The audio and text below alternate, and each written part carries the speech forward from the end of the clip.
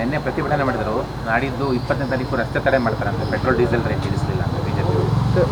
ಇಲ್ಲ, ಪ್ರತಿಭಟನೆ ಮಾಡೋದು ಅವರ ಹಕ್ಕು, ನಾವು ಆಡಳಿತ ಮಾಡೋದು ನಮ್ಮ ಹಕ್ಕು, ಅಷ್ಟೇ ವ್ಯತ್ಯಾಸ ಅವ್ರಿಗೂ ನಮಗೂ. ಅಲ್ಲ ಸರ್, ಇನ್ನೊಂದು ಸರ್, ರಾಜ್ಯ ಬಂದ್ ಮಾಡಬೇಕು ಅನ್ನೋ ಕೂಡ ಒಂದಷ್ಟು ಚರ್ಚೆಗಳು ಬಿಜೆಪಿಯಲ್ಲಿ ನಡೀತಾ ಇದೆ. ಒಂದು ಬೆಲೆ ಏರಿಕೆಗೆ ರಾಜ್ಯವನ್ನು ಬಂದ್ ಮಾಡೋಕೆ ಅಂತ ಪರಿಸ್ಥಿತಿ ಇದೆಯಾ ಸರ್? ನೋಡಿ, ಅವರು ಇದರಲ್ಲಿ ರಾಜಕಾರಣ ಮಾಡೋದಕ್ಕೂ ಹೊರಟಿದ್ದಾರೆ. ಯಾಕೆಂದರೆ ಪ್ರತಿಯೊಂದರಲ್ಲೂ ಕೂಡ ಇತ್ತೀಚೆಗೆ ತಾವು ನೋಡಿದ್ದೀರಿ, ಭಾರತೀಯ ಜನತಾ ಪಾರ್ಟಿಯ ಬೆಳವಣಿಗೆ ಹೇಗಾಗುತ್ತೆ ಅಂದರೆ ಪ್ರತಿಯೊಂದರಲ್ಲೂ ಕೂಡ ರಾಜಕೀಯವನ್ನು ತರ್ತಾ ಇದ್ದಾರೆ. ಇದರಲ್ಲೂ ರಾಜಕಾರಣ ಮಾಡೋದಕ್ಕೆ ಹೊರಟಿದ್ದಾರೆ. ನಾನು ನಿನ್ನೆನೂ ಕೂಡ ಹೇಳಿದ್ದೇನೆ, 14 ಬಾರಿ ಪೆಟ್ರೋಲ್ ಡೀಸೆಲ್ ಬೆಲೆಯನ್ನು ಜಾಸ್ತಿ ಮಾಡಿದ್ರಲ್ಲ, ಅದು ಜ್ಞಾಪಕ ಇಲ್ವ ಇವರಿಗೆ?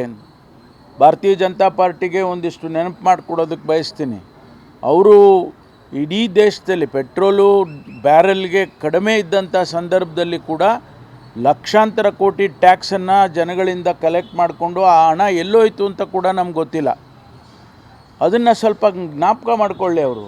ನಮ್ಮನ್ನು ಕೇಳೋದಕ್ಕೆ ಮೊದಲು ನಾವು ಭಾಳ ಯೋಚನೆ ಮಾಡಿ ಪಕ್ಕದ ರಾಜ್ಯಗಳನ್ನು ಕಂಪೇರ್ ಮಾಡಿ ಅದರಲ್ಲಿ ಕೂಡ ನಾವು ಬಹಳ ಕಡಿಮೆ ಇತ್ತು ಅಂತೇಳಿ ಒಂದಿಷ್ಟು ಜಾಸ್ತಿ ಮಾಡಿದ್ದೇವೆ.